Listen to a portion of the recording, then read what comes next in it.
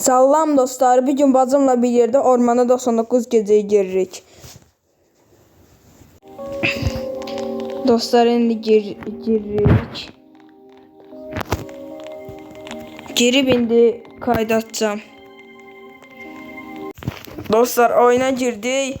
Bacım mənə savunmalarını verdi. Mən də indi onları götürüb yerləşdirəm. Bacım da indi odun qırır. Ve dostlar orada gəzir. Deyəsən kömür axtar, tam başa düşmədim. İkili oyun. İstəmədim. Bir dənə savunmam qalıb dostlar. İndi bunu da qoyacağım.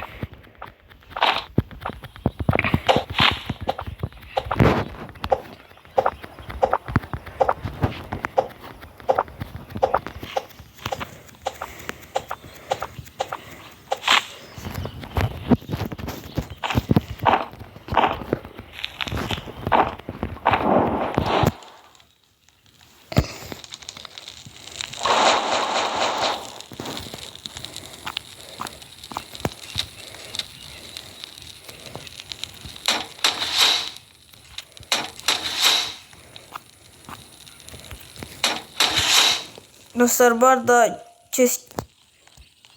arada keskin tellerden daha yüzlü bir şey var.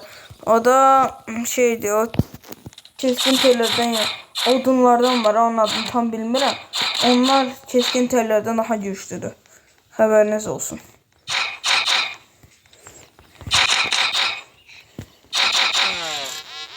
Mesela ben ayvayı yedim diyesem.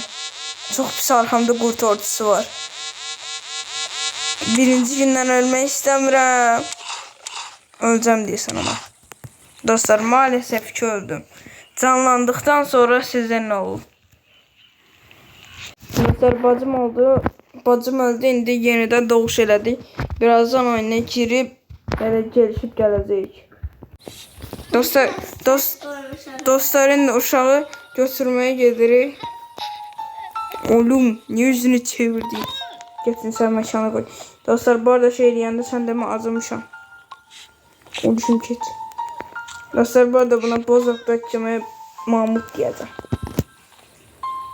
Neyse dostlar, sandık açım geldi, videonu dayandırıp o bir uşaq kurtarmaya gedəndə video kaydını atacağım.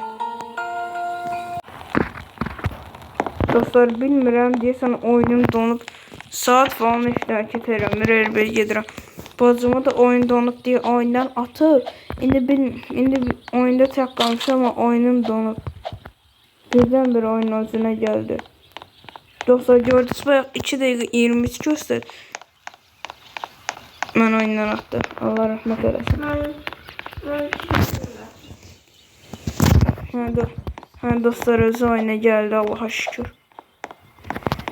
Oo, kızıl sandık dostlar.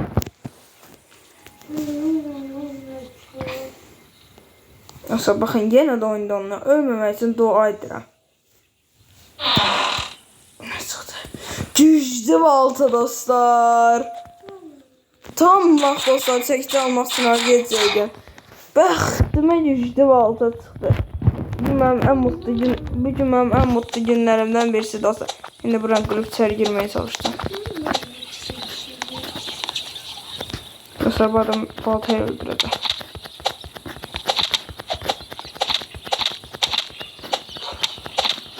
Dostlar, bir şey mən deyim. Gələ bildim mızraq.